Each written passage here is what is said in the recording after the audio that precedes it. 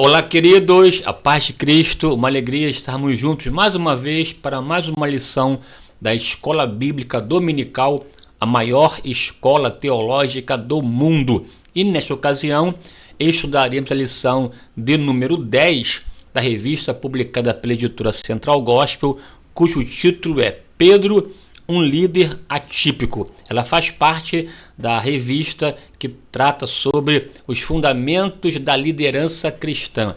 Mediante a análise de algumas personagens, o autor Walter Brunelli destacou algumas qualidades de cada personagem. Aqui eu vou tratar com você brevemente, rapidamente, sobre o apóstolo Pedro.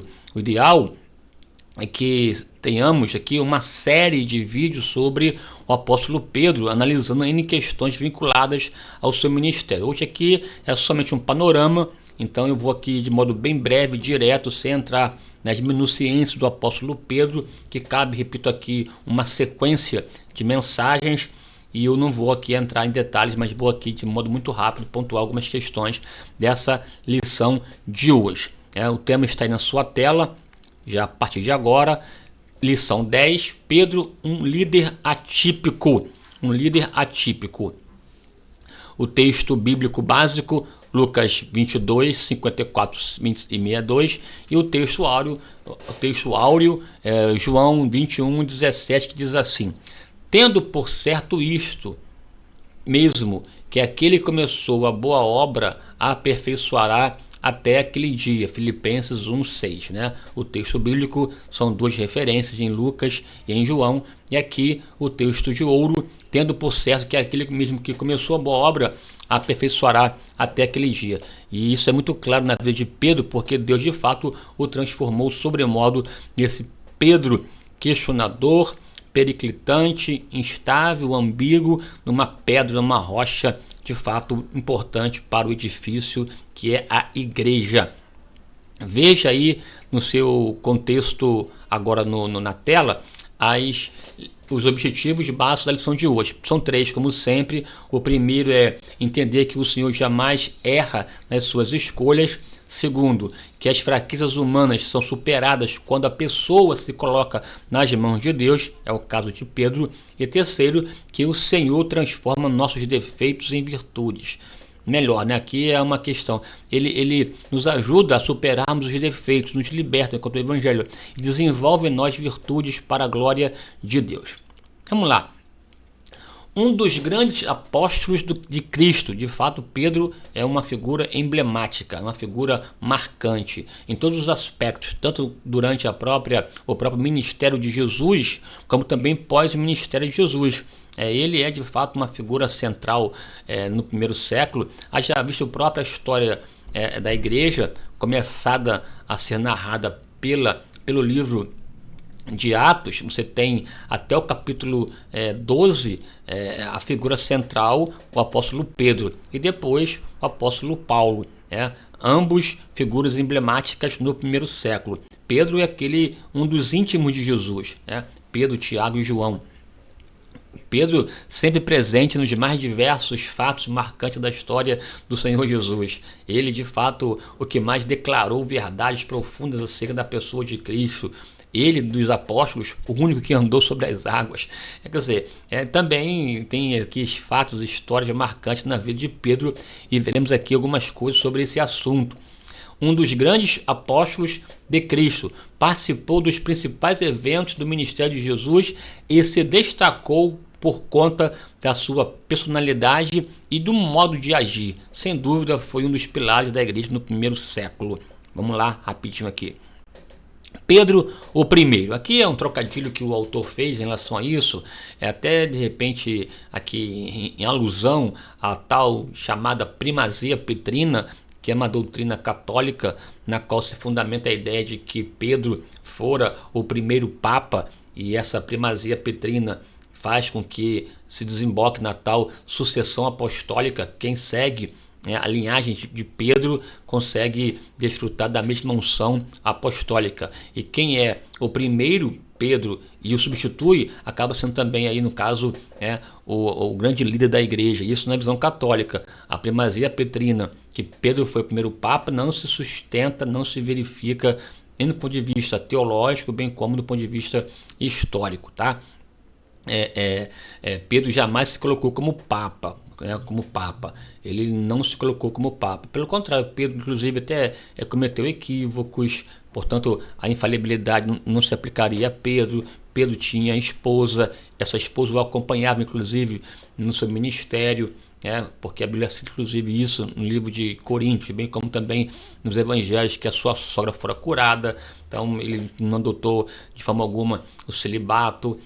E em nenhum momento ele se coloca como sendo uma referência no ponto de vista da figura papal. Tá? A figura papal é bem posterior, que se desenvolve com o tempo e não se aplica a Pedro. É impossível, historicamente falando, determinar a sequência de líderes de Roma. A propósito, a igreja de Roma não fora a mais importante no primeiro século.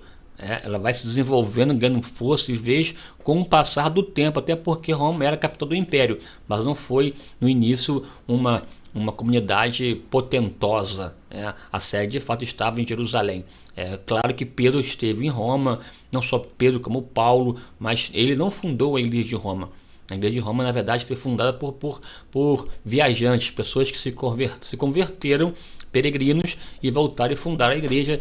Inclusive o apóstolo Paulo passou por lá para fundamentar algumas questões relacionadas ao ponto de vista doutrinário.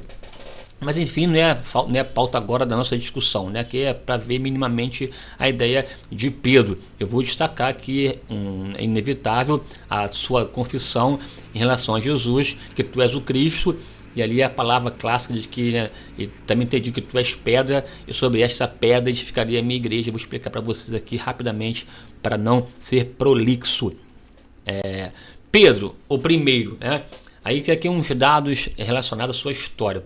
O nome dele, a priori, Simão, nome muito comum no ambiente judaico. Jesus o chama, a partir de agora você será chamado Cefas, que é um termo aramaico que significa Pedro, pedra no grego. Então Cefas e Pedro são termos comuns, um no aramaico, outro no grego, e aqui Simão é o nome judeu dele. Portanto, Simão, Pedro, Cefas são nomes para a mesma pessoa. Ele, Simão, filho de Jonas. Há uma discussão, Jonas ou João, porque na declaração em Cesareia o chama de Jonas e em João o chama de João. Mas segundo os melhores manuscritos, seria de fato o nome do pai dele Jonas. Simão, filho de Jonas, ou Pedro, filho de Bar-Jonas, filho de Jonas. Aí tem lá aqui as referências de Marcos, de Lucas e João, em que citam esses nomes dele. Ele tinha por profissão pescador. Ele era pescador e tinha um irmão chamado André. Esse André é discípulo de João o Batista. E também, conforme a leitura da pesca milagrosa relatada em Lucas 5, eu o coloco como sendo um companheiro de Tiago e João, seus primos. Portanto, eles eram sócios tinha uma cooperativa na linha da pescaria, da pesca essa desenvolvida sobretudo no mar da Galileia, no lago de Tiberíades, por conta da sua riqueza nessa questão econômica. E portanto tinha barcos. Ele possuía uma casa, morava em Betsaida, possuía uma casa em Cafarnaum. Inclusive Jesus passou um tempo na sua casa.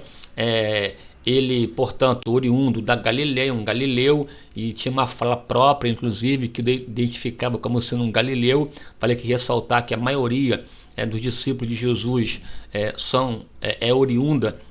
oriundo da Galileia. O seu ministério galileu foi muito forte na região da Galileia, e lá que ele iniciou o seu processo. Vale lembrar que Jesus foi criado em Nazaré, nasceu em Belém, porém foi criado em Nazaré, daí chamado de Nazareno.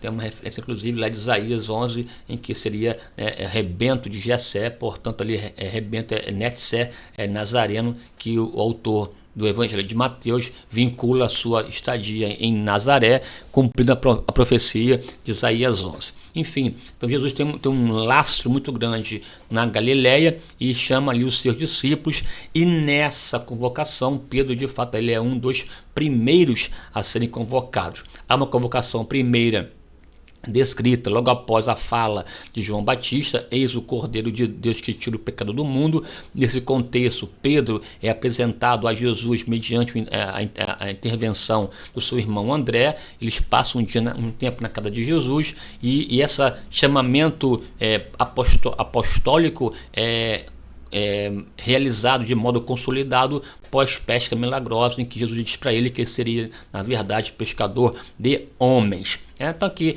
é de Betsaida, possui uma casa de Cafarnaum, personalidade intempestiva. A gente vê isso com clareza. Pedro sempre toma frente, sempre fala, um tanto quanto inconsequente, imprudente, faz declarações bombásticas, depois volta atrás, como é capaz de morrer por ti, daqui a pouco ele o nega.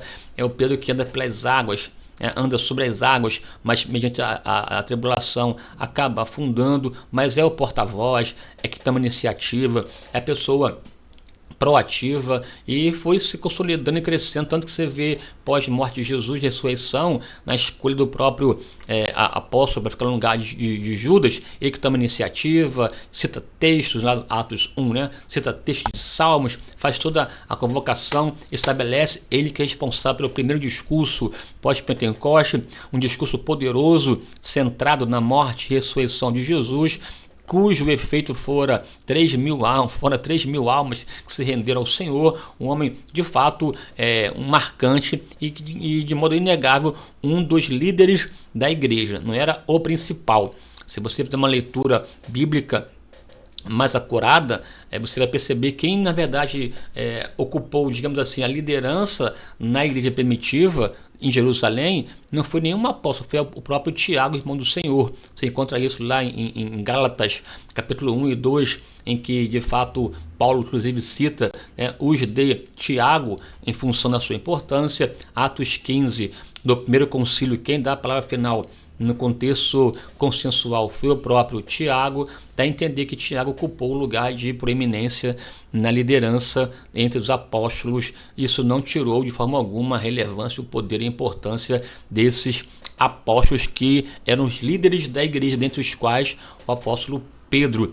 E Paulo também, com o tempo, vai tomando uma proeminência. Inclusive o próprio Paulo, mais à frente, até o repreende, porque Pedro acabou sendo dissimulado em relação ao comportamento dos gentílicos e o comportamento dos judeus. Ele tentou de alguma forma ficar em cima do muro, foi repreensível, e Paulo o repreendeu na face, na cara. Foi tão forte a dissimulação de Pedro que até o próprio Barnabé, que também tornou-se uma figura proeminente do primeiro século, esse Barnabé lá de Chipre, cujo nome era José e cognominado Barnabé, natural de Chipre, portanto um judeu da diáspora, que acabou tendo uma ascensão no contexto da igreja primitiva.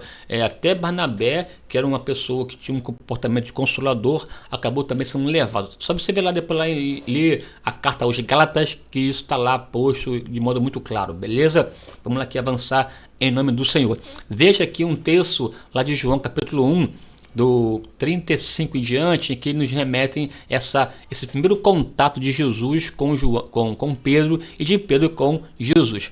Era André, irmão de Simão Pedro, um dos dois que ouviram aquilo de João e haviam seguido.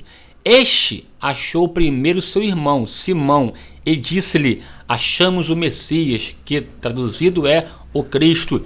E levou a Jesus, e olhando Jesus para ele, disse: tu és Simão, filho de Barjonas, filho de Jonas, tu serás chamado Cefas, que quer dizer Pedro.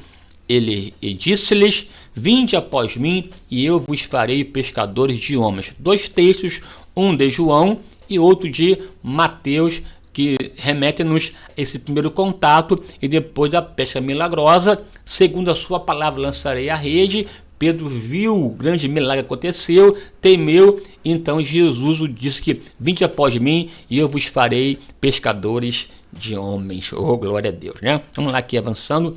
Fatos marcantes na vida do apóstolo Pedro. Primeiro, Pedro teve um ministério ativo e frutífero, inegável. Ele era um dos íntimos de Jesus, Pedro, Tiago e João.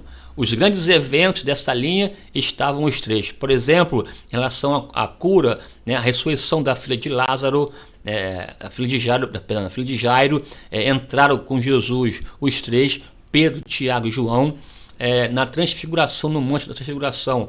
Pedro, inclusive, lá estava, tomou a palavra: bom estarmos aqui, se quiseres, faremos 3 tendas, um para ti, um para Elias, outro para Moisés. Veja a presença íntima de Pedro. No próprio Getsêmani, em que Jesus ora intensamente, ele leva os 3 e dos 3 se distancia um tiro de pedra, 70 metros mais ou menos, e os 3 lá presentes também nesse momento marcante da vida do ministério do Senhor Jesus. Pedro era um dos íntimos próximos de Jesus e que, portanto, desfrutou de uma posição privilegiada entre os 12. Andou sobre as águas, nenhum outro andou. Somente Jesus e Pedro. Pedro afundou porque temeu o vento, mas teve o privilégio de andar sobre as águas. A grande declaração bíblica, quem fizera fora Pedro, a confissão. Jesus, em Cesareia de Filipos, perguntou o que as pessoas diziam acerca dele. E vós, que dizeis que eu sou? E Pedro, tomando a palavra, disse: tu és o Cristo, o Filho do Deus vivo. É um texto emblemático que eu vou comentar com você logo em seguida. Mas também esse mesmo Pedro, que declarou bombasticamente que Jesus era o Cristo, o Messias, também o negou de modo vexatório, tá? Uma negação dura, dolorosa, que até que veremos algumas coisas sobre isso, em que Pedro não somente o negou, até praguejou, falou palavras feias para tentar descolá-lo de Jesus. Portanto, porém, não foi possível, porque Jesus estava colado em Pedro, né? Nítida a tentativa do diabo em tentar ceifar a vida de Pedro, até porque havia expectativa de alguém que o traíra Jesus, né, que o traíra, e Pedro foi alvo do investimento do diabo. No entanto, quem deu vazão ao lugar ao diabo foi o próprio Judas e não Pedro. Esse Pedro teve o privilégio de ver, foi o primeiro a ver o túmulo vazio, porque depois de informados pelas mulheres, interessante que o anjo mandou: vá e diga aos discípulos e a Pedro, até um detalhe assim destacando, e a Pedro, sobre a ressurreição, porque haveria uma necessidade de restauração de Pedro pós-negação. Aí ele foi correndo, chegou primeiro do que João, viu o túmulo vazio, pregou em Pentecostes. Uma pessoa escreveu 2 cartas importantes para a igreja, primeira de Pedro e segunda de Pedro. Uma pessoa, portanto, fundamental, inclusive mentoreou e foi fonte informativa para Marcos, que escreveu o seu evangelho com base nas elogias, nas falas de Pedro. Portanto, Pedro, de fato, uma pessoa importante, que teve uma morte até emblemática, segundo a tradição, de cabeça para baixo, e não negou o Senhor. Vamos lá. Fatos marcantes em Pedro. Dentre tantos, destaco apenas 3. O primeiro, a grande declaração: tu és Pedro, tu és Cristo, o Filho do Deus vivo. A segunda, a sua negação, a negação de Pedro. E o terceiro fato marcante: Pedro, tu me amas, que foi o trabalho de resgate de Jesus em relação à vida do apóstolo Pedro. Vamos lá. Tu és o Cristo.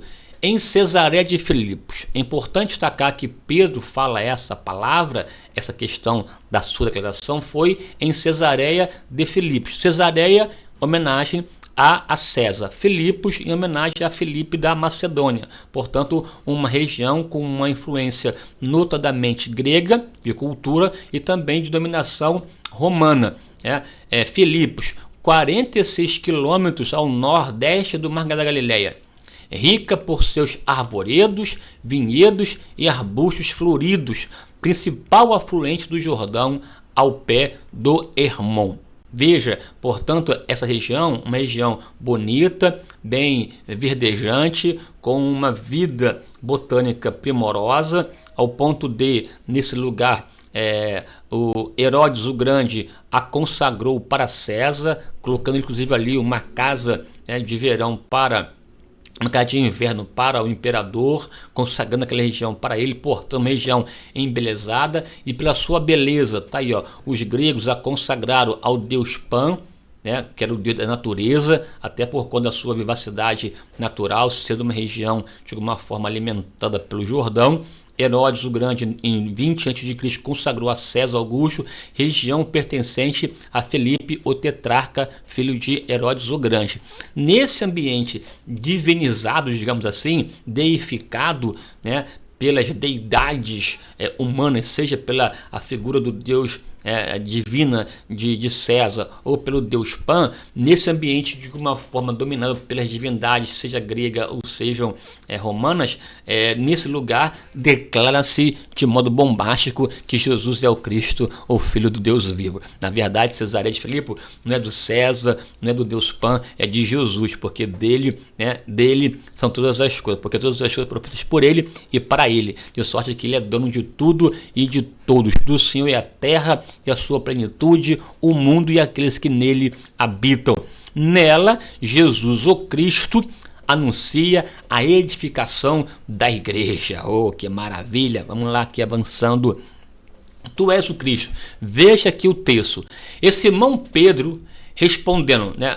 O que as pessoas dizem que eu sou? Uns dizem que é um profeta, é João Batista, é Elias e tal, aquela coisa toda. E vós, que dizeis que eu sou? Pedro, tomando a palavra, disse. E Simão Pedro, respondendo, disse: Tu és o Cristo, o Filho do Deus vivo. E Jesus, respondendo, disse-lhe: Bem-aventurado és tu, Simão Barjonas, porque não foi a carne e o sangue que te revelou, mas meu Pai que está nos céus. Pois também te digo que tu és Pedro, e sobre esta pedra edificarei a minha igreja, e as portas do inferno não prevalecerão contra ela. Uma declaração poderosa, fundamental, necessária. Não vou aqui explicar a miúdo essa questão ligada à messianidade de Jesus e a sua importância enquanto ungido, o Cristo, mas aqui no fato é que Pedro enxerga, vê em Jesus o cumprimento cabal das profecias do Antigo Testamento, as profecias messiânicas sobre Jesus. Portanto,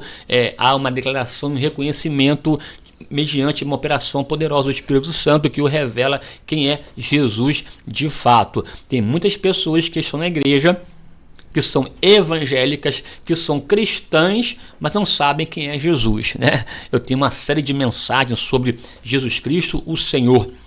Jesus Cristo, o Senhor. É aí que eu trabalho a ideia da divindade de Jesus, desse Logos divino, com as suas implicações poderosas e tal, que vou mais à frente comentar com você sobre Jesus, o Logos divino. Enfim, nessa questão toda aqui, há uma leitura rápida aqui sobre a interpretação desse texto, até para mostrar a importância de Pedro. Para a católica, nesse texto, Pedro seria a pedra angular ou o fundamento da igreja. No entanto, o que está aqui posto no grego não é isso.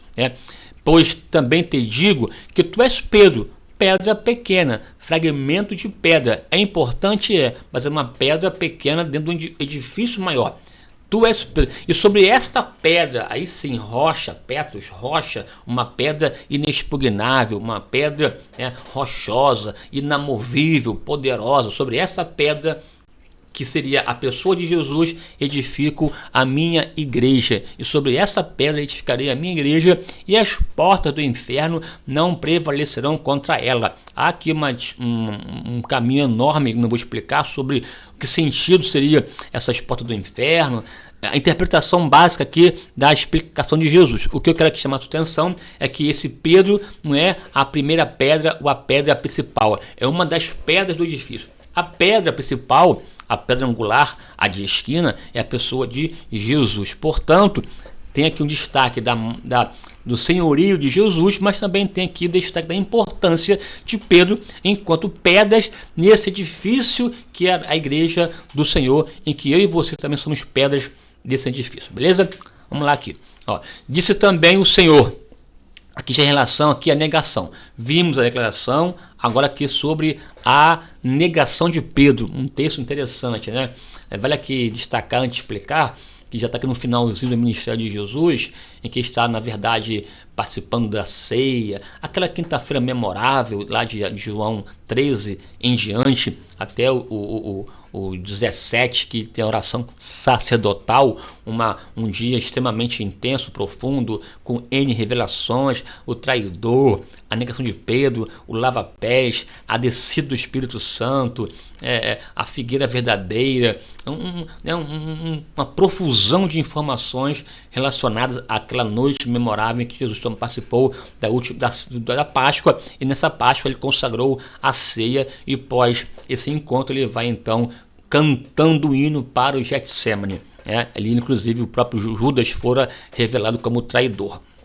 Naquele momento ali, ele fala abertamente sobre a sua morte, que seria entregue aos seus algozes e tal, e Pedro com os demais, tá? Com os demais, não de forma alguma e tal, estamos dispostos a morrermos por ti, e tudo mais. Aí, então começa uma revelação de Jesus pontualmente para Pedro, inclusive com essa frase aí, esse texto que está na sua tela.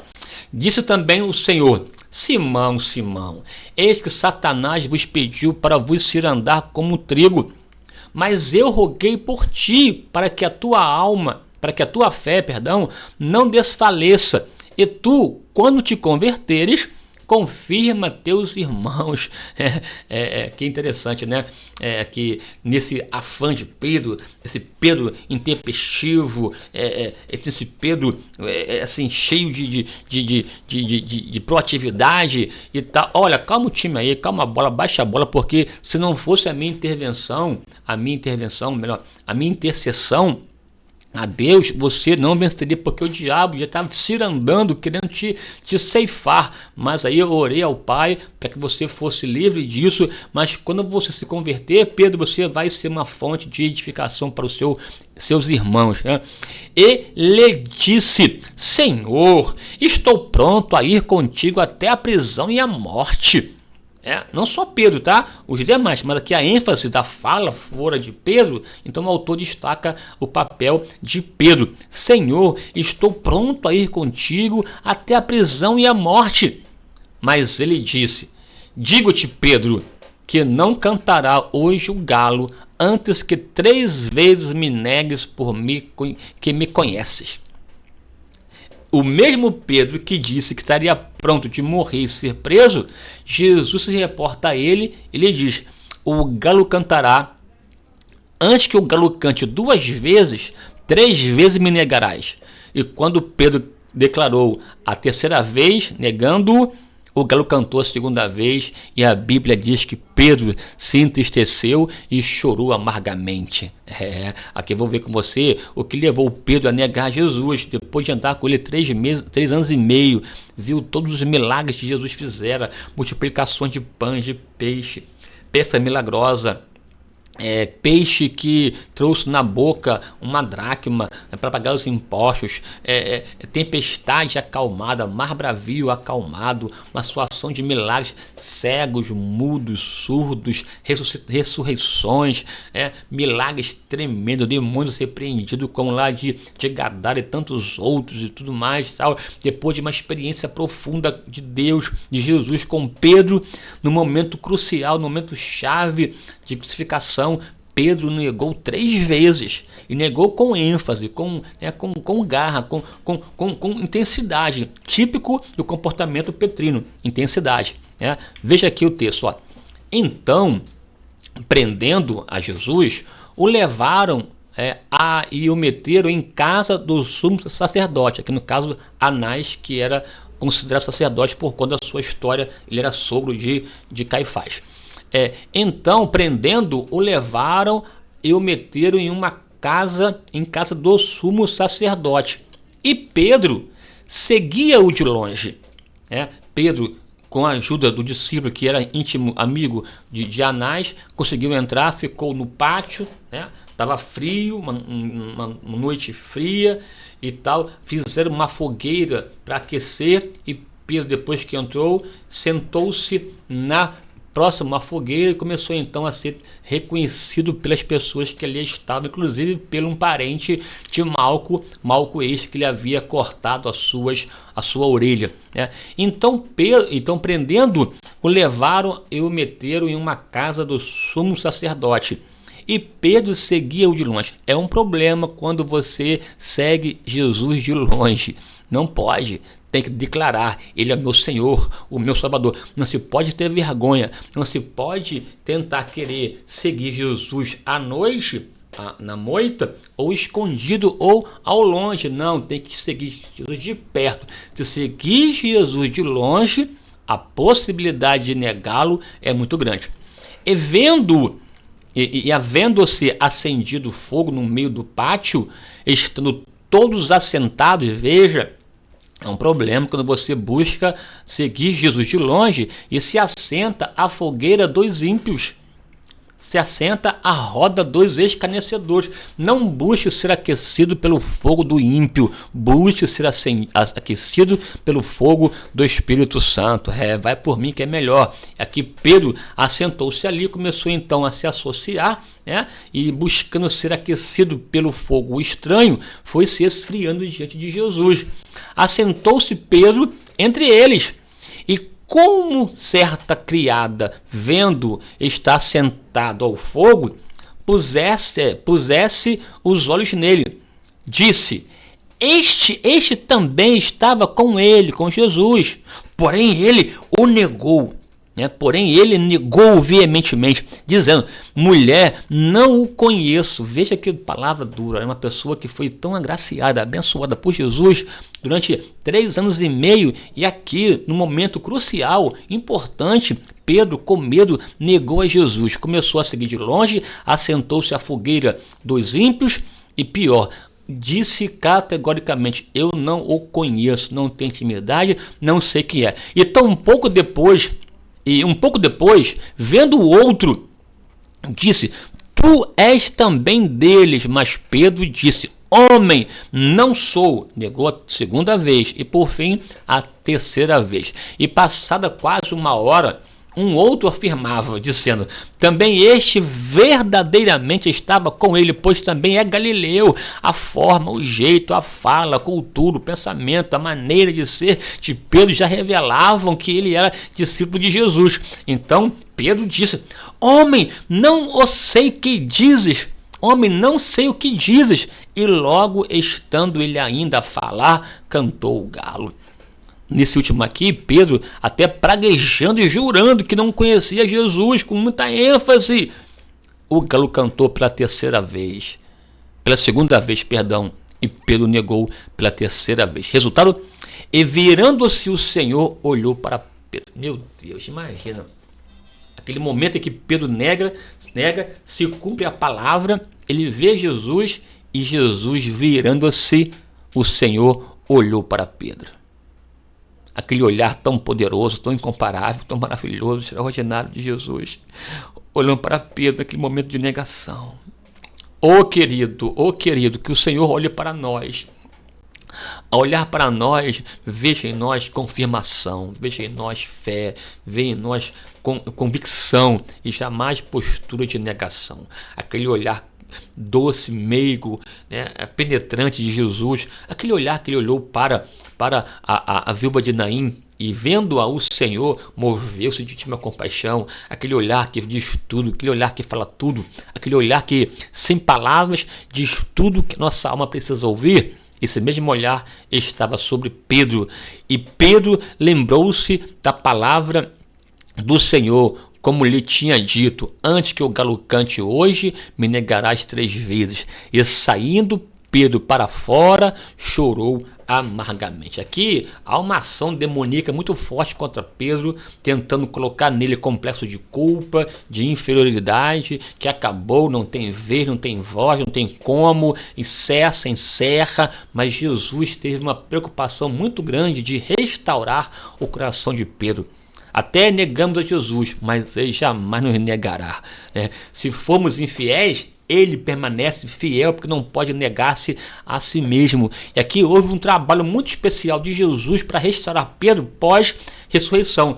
Tanto que, você vai ver que agora, a ideia do Pedro, tu me amas, foi um trabalho de Jesus para restaurar a vida do apóstolo Pedro. Restaurar a vida do apóstolo Pedro. A Bíblia diz que logo que ele ressuscitou, as mulheres foram ao sepulcro e não o acharam, e viram os anjos. Um anjo mandou dizendo que ele fosse para a Galiléia, que o Senhor iria encontrá-los lá, inclusive não só discípulos, mas a Pedro. Há aqui agora uma narrativa buscando destacar o poder de Jesus e a intenção dele em restaurar a vida desse grande homem de Deus chamado Pedro.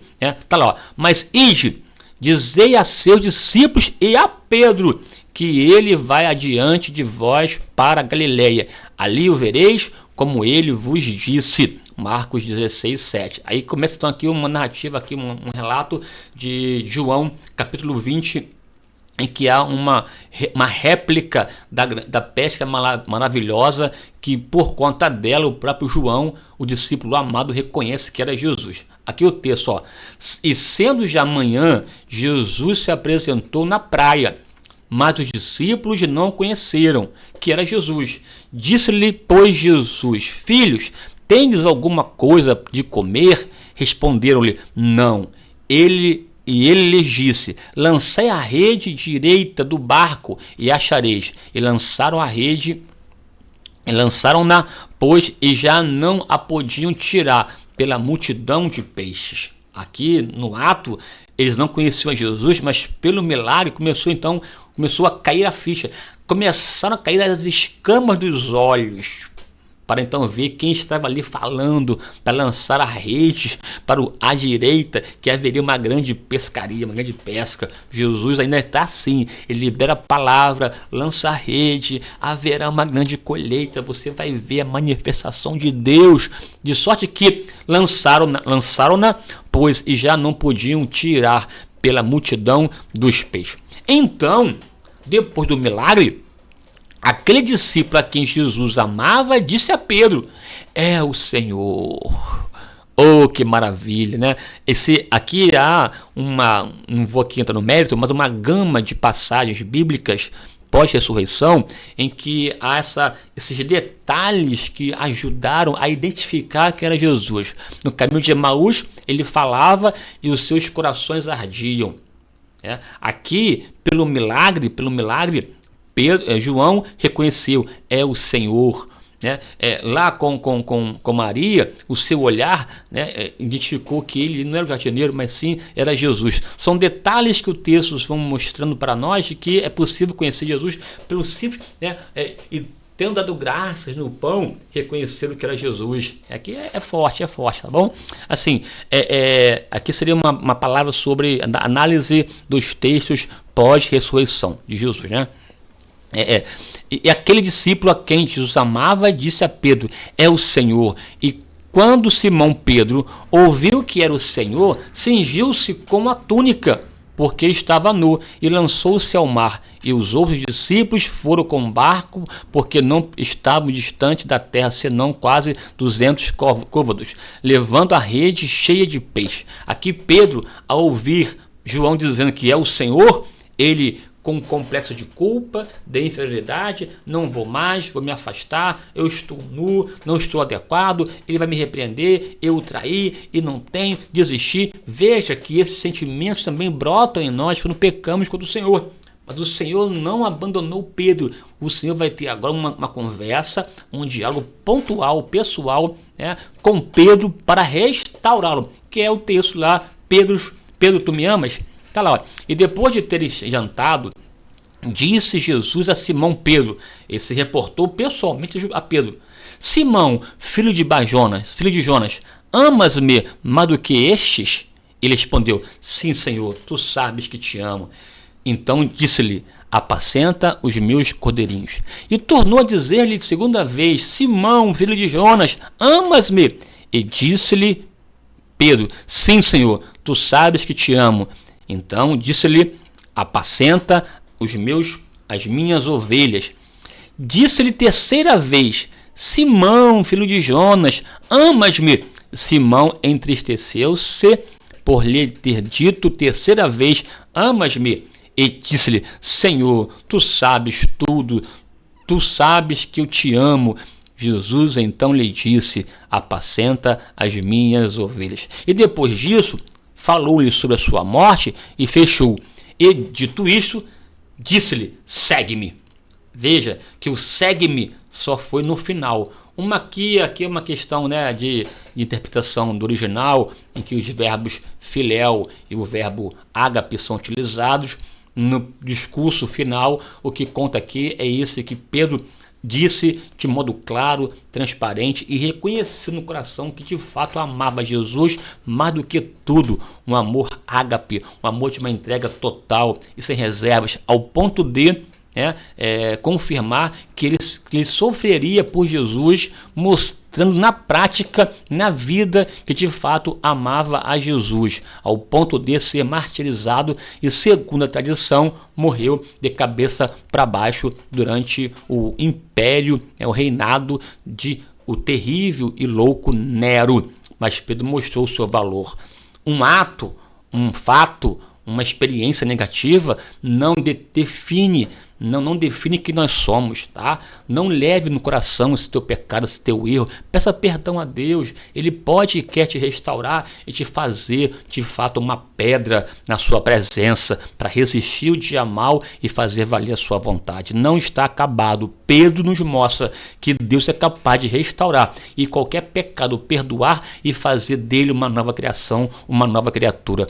Depois disso aqui, Pedro com os demais ficaram no cenáculo em Jerusalém até que do alto fossem revestidos de poder, e ao ser revestido, Pedro pregou veementemente, mostrando quem Jesus é, e o seu discurso, a sua prédica, o seu querigma provocou um furo, uma alfinetada, compungiram-se, uma alfinetada no coração de cada um e perguntaram: que faremos, pois, varões galileus? Então Pedro disse: arrependei-vos e cada um de vós seja batizado em nome do Senhor Jesus Cristo para perdão dos pecados, e recebereis também o dom do Espírito Santo. Foi forte, tá forte. Conclusão: depois de tudo, Pedro, agora experiente, declara: sede sóbrios e vigiai, porque o diabo, vosso adversário, anda ao derredor, bramando como leão, buscando a quem possa tragar. Aquele Pedro intempestivo, imprudente, que faz o que acontece aqui agora com cautela, com prudência, com maturidade, maturescência, conselha os. Olha só, sede sóbrios, não andem embriagados, não andem inconstantemente, sede sóbrios, porque vigiai, porque o diabo, o adversário, é astuto, é ardiloso, é diabo, então ele anda ao derredor buscando a quem possa tragar, como leão.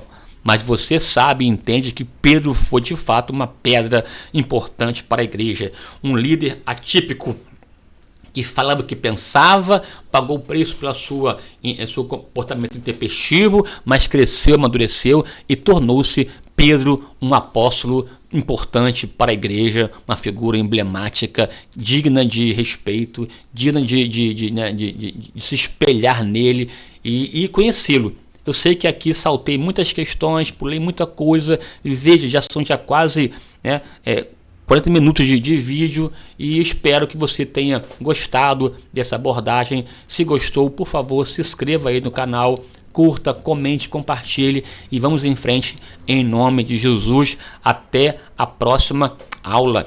Até a próxima aula, que eu vou tratar aqui sobre temas teológicos, viu? Um forte abraço, fique com Deus, amém, em nome de Jesus.